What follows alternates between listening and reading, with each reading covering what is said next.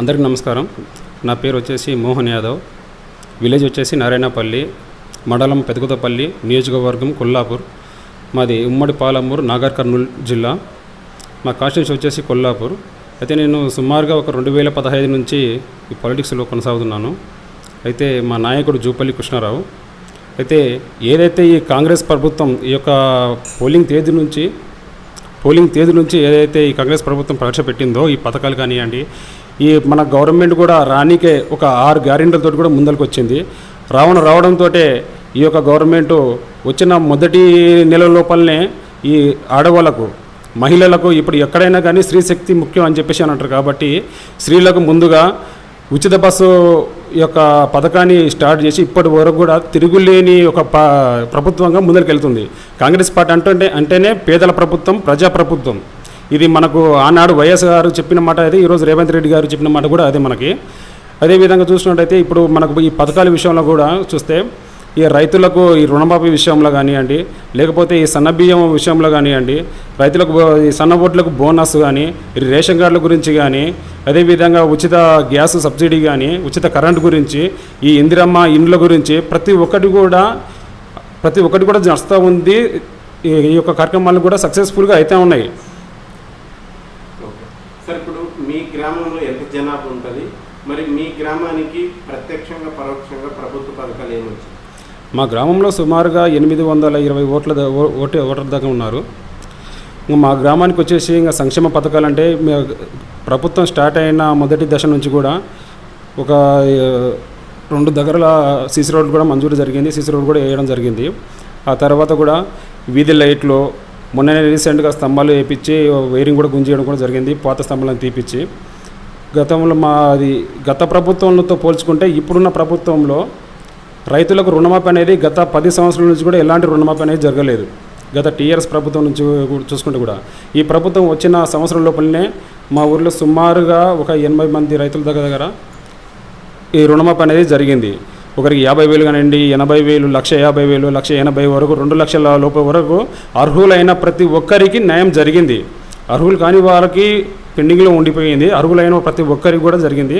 అలాగే మొన్న రీసెంట్గా చూసుకుంటే కూడా రేషన్ కార్డులు కూడా అర్హులైన ప్రతి ఒక్కరికి కూడా రేషన్ కార్డులు కూడా వచ్చినాయి. ఈ రేషన్ కార్డులు కూడా కేసీఆర్ ప్రభుత్వం ఉన్నప్పటి నుంచి కూడా ఎవరికి ఇక్కడ కూడా రాలేదు. టోటల్గా ఈ ప్రభుత్వం వచ్చిన తర్వాత చాలా వరకు పేద రైతులకు ప్రతి ఒక్కరికి న్యాయం జరుగుతుంది. గత ప్రభుత్వం ఉన్నటువంటి బీఎస్ ప్రభుత్వం 10 సంవత్సరాల నుంచి కూడా ఎలాంటి రేషన్ కార్డులు ఇవ్వలేదు, ఇందిరమ్మ ఇండ్లు కూడా ఇవ్వలేదు. మా ప్రభుత్వం వచ్చిన సంవత్సరంన్నర లోపలనే రేషన్ కార్డులు మంజూరు చేయడం జరిగింది, ఇందిరమ్మ ఇండ్లు కూడా మంజూరు చేయడం కూడా జరిగింది. అర్హులైన ప్రతి ఒక్కరికి కూడా ఇవి వస్తున్నాయి. అయితే ఈ యొక్క పథకాలు కూడా మా విలేజ్ నారాయణపల్లి కూడా గతంలో పోలిస్తే ఈసారి ఈ గత ప్రభుత్వంతో పోలిస్తే 10 సంవత్సరాల కింద చూసుకుంటే ఇప్పటికీ ఈ సంవత్సరాల కాలంలో కూడా ఉచితంగా ప్రతి ఒక్క కుటుంబాన్ని, అర్హులైన ప్రతి కుటుంబాన్ని కూడా 200 యూనిట్లు ఉచిత విద్యుత్తు. అదేవిధంగా సన్నకారు రైతులకు, సన్న ఒడ్లు పట్టించుకున్న వాళ్ళకు కూడా బోనస్గా 500 రూపాయలు, క్వింటాల్కి 500 రూపాయలు.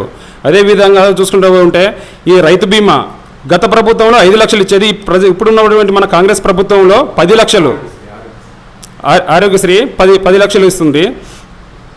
అదేవిధంగా చూసుకున్నట్టయితే ఇందిరమ్మ ఇండ్లు ఈ ప్రభుత్వం వచ్చిన తర్వాత కూడా గతంలో బీఆర్ఎస్ పార్టీ 10 ఏళ్ళు పాలించినా కానీ 3 లక్షలు పెట్టి డబుల్ బెడ్రూమ్ ఇస్తానని చెప్పింది. కానీ మా నియోజకవర్గానికి ఒక్క రోజు కూడా ఒక ఇల్లు కూడా ఎవరికి ఇచ్చిన పాపన లేదు, ఏం లేదు. ఎంత చెప్పినా కానీ ఇండ్లు ఇస్తున్నాం అని చెప్పడం మాట తప్ప ఎవరికి ఇచ్చింది లేదు, చేసింది లేదు గత 10 ఏళ్ళలో కూడా.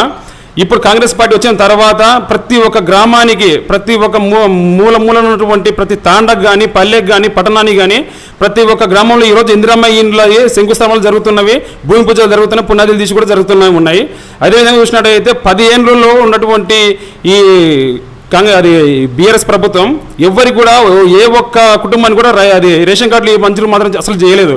ఇప్పుడు ఈ కాంగ్రెస్ ప్రభుత్వం వచ్చిన సంవత్సరాల కాలంలో అర్హులైన ప్రతి ఒక్కరికి రేషన్ కార్డు మంజూరు చేయడం జరిగింది. మా విలేజ్లో కూడా కొంతమందికి అర్హులైన ప్రతి ఒక్కరికి కూడా రేషన్ కార్డులు కూడా వచ్చినాయి. అదేవిధంగా చూసుకున్నట్టయితే విలేజ్లలో కరెంటు కోత కూడా చాలా ఉండేది. ఈ స్తంభాలకు కానీ, వైర్లు కానీ లేకపోవడం. ఇప్పుడు వచ్చిన ప్రభుత్వం తర్వాత ఊర్లలో కరెంటు ఏపీయడం జరిగింది, వైర్లు గుంజేయడం జరిగింది. మరి మీ సంవత్సరంన్నర కాలంలో ఈ చేస్తున్న అభివృద్ధి సంక్షేమ పథకాలు ప్రజల్లోకి ఎంతవరకు వెళ్ళని, ప్రజల్లో ఎలాంటి స్పందన వస్తుంది? మీ పార్టీకి మద్దతు పెరుగుతుందా తగ్గుతుందా? మరి త్వరలో స్థానిక సంస్థలు ఎన్నికలు రాబోతున్నాయి, సర్పంచ్, ఎంపీటీసీ, జెడ్పీటీసీ ఎన్నికలు రాబోతున్నాయి. మరి ఈసారి ప్రజా తీర్పు ఎలా ఉండబోతుంది? అయితే ప్రజలలో ఉన్నటువంటి ఆదరణ రోజు రోజుకు పెరుగుతూనే ఉంది. ఎవరు కూడా ఏ ఒక్క అది ఓటరు కానీ లేకపోతే ప్రజలు కానీ ప్రతి ఒక్కరు కూడా అర్హులైన వాళ్ళకందరికీ కూడా అందరికీ మంజూరు జరుగుతూనే ఉన్నాయి. ఎలాంటి అవకతవకలు జరగట్లేదు. ఎందుకంటే గత ప్రభుత్వంలో ఉన్నట్టు చూసుకుంటే అన్ని అవకతవకలు జరిగినాయి. అది అందరికీ తెలిసిన విషయం కాబట్టి దాన్ని బీఆర్ఎస్ పార్టీని బొందబెట్టారు ప్రజలందరూ. కాబట్టి ఇప్పుడున్న ప్రభుత్వంలో అలాంటివి జరగకూడదని చెప్పేసి ప్రతి ఒక్కటి కూడా ప్రజలకు తెలిసే విధంగా ప్రతి ఒక్కటి నెలలో 2 సార్లు 3 సార్లు గ్రామ సభలు పెట్టుకోవడాలు, ప్రతి ఒక్కరికి గ్రామంలో అందరు తెలియవడాలు, ప్రతి ఒక్కరు కూడా ఈ రోజుల్లో చిన్న పిల్లగా నుంచి పండు ముసలి వాళ్ళకు కూడా ప్రతి ఒక్క విషయాలు పథకాలు కూడా ప్రతి ఒక్కరి లోపలికి వెళ్తున్నాయి. కాబట్టి కాంగ్రెస్ ప్రభుత్వం పైన ప్రజలకు ఆదరణ అనేది పెరుగుతూనే ఉంది కానీ ఏం తగ్గట్లేదు. ఇంకా రాబోయే రోజుల్లో ఇప్పుడు స్థానిక ఎలక్షన్స్ కూడా జరుగుతూ ఉన్నాయి. కాబట్టి ఖచ్చితంగా కాంగ్రెస్ పార్టీ అభ్యర్థులని ఖచ్చితంగా గ్రామ ప్రజలు కూడా గెలిపించుకునే ధోరణిలో ఉన్నారు. ఖచ్చితంగా మాత్రం కాంగ్రెస్ పార్టీ అభ్యర్థులే ఈ పోటీలో ముందరనే ఉంటారు. అదేవిధంగా చూసినట్టయితే ఇప్పటికి జరిగి కూడా 18 నెలలు అయిపోతుంది కదా, ఇంకా మాకు సమయం ఉంది. ఇంకా 3 సంవత్సరాల సమయం దాదాపు ఉంది మాకు. కాబట్టి ప్రజలలో మరింత ఆధారాన్ని పెంపొందించుకుంటాం. రాబోయే ఎలక్షన్లో కూడా మేమే ముందులోండి మేమే గెలిపించుకునే ప్రయత్నం చేస్తాము. మా నాయకుడు జూపల్లి కృష్ణారావు సార్ గారు కూడా మళ్ళీ ఖచ్చితంగా వచ్చేసారి కూడా గెలిపించుకునే ప్రయత్నం ఖచ్చితంగా 100% చేస్తాము. ఆయన్ని ఖచ్చితంగా గెలుస్తారు. సార్ ఇప్పుడు మరి ఎమ్మెల్యేలే సరిగా కార్యకర్తలకి ప్రజలకి సరిగా అందుబాటులో లేరు అని చెప్పేసి ఆరోపణలు వస్తాయి. మరి ఇంక మంత్రి గారు బిజీగా ఉంటారు. మరి మీకు మంత్రి గారు కార్యకర్తలకి ప్రజలకి ఏ విధంగా అందుబాటులో ఉంటున్నారు? ఇక్కడ సమస్యలు ఏ విధంగా పట్టించుకుంటున్నారు? ప్రజానాయకుడు ఉన్నప్పుడే ప్రజలు బాగుంటారు, కార్యకర్తలు బాగుంటారు, ఓటర్లు అందరూ ప్రతి ఒక్కరు బాగుంటారు. అయితే మంత్రి గారు ఇప్పుడు జూపల్లి కృష్ణారావు గారు ఆల్రెడీ మీకు అన్నీ తెలిసే ఉంటుంది. ఆయన మంత్రి అయినప్పుడు ఆయన బిజీ షెడ్యూల్ కూడా ఉంటుంది. కాకపోతే ప్రతి ఒక్కరు ఆయన బిజీ షెడ్యూల్లో ఉన్నా కానీ ఈరోజు కొల్లాపూర్లో ఆయన ఆఫీసులో ప్రతి ఒక్కరు 24 అవర్స్ ప్రతి ఒక్కరు కూడా అందుబాటులో ఉంటారు. మనకైనా సమస్య వచ్చిందంటే సార్ కూడా ప్రతి ఒక్క మీటింగ్లో కూడా ఒక విషయం చెప్తుంటాడు.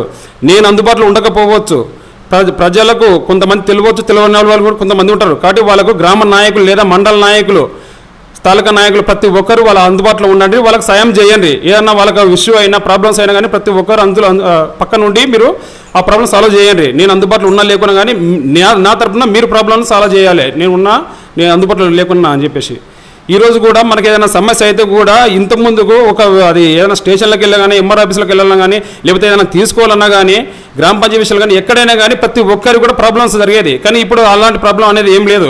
ఏదన్నా చిన్న పేపర్ మీద సంతకం పెట్టాలంటే కూడా ఎవరు తెలియకపోయేది, చాలా నాన్న తండ్రులు పడేది. ఈ రోజుల్లో ఏది కావాలన్నా కానీ కళ్యాణ లక్ష్మి చెక్కుల గురించి కానివ్వండి, షాది ముబకర్ కానివ్వండి, అదేవిధంగా సీఎంఆర్ చెక్కుల గురించి కానీ ఇంతకుముందుకు పైరవీలు జరిగేది. ఇప్పుడు ఎలాంటి పైరవీలు లేవు.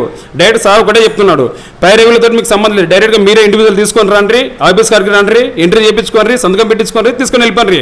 మీరు వారికి పైరవీ ఇచ్చి వారికి వీళ్ళకి ఇచ్చి ఇవ్వడం కరెక్ట్ కాదు, అవసరం లేదు. మీకు ఎల్లవేళలా మీకు అందుబాటులో ఖచ్చితంగా నేను ఉంటాను, నేను లేకున్నా కానీ మా టీం మొత్తం రెడీగా ఉంటుంది మీకు అందుబాటులో అని చెప్పేసి అన్నారు. ఈ రోజుల్లో కూడా ఆఫీస్ దగ్గర ప్రతి ఒక్కరు ఇప్పుడు వెళ్ళినా కానీ ఆఫీస్ దగ్గర ఖచ్చితంగా మనకు అందుబాటులో ప్రతి ఒక్కరు ఉంటారు అక్కడ.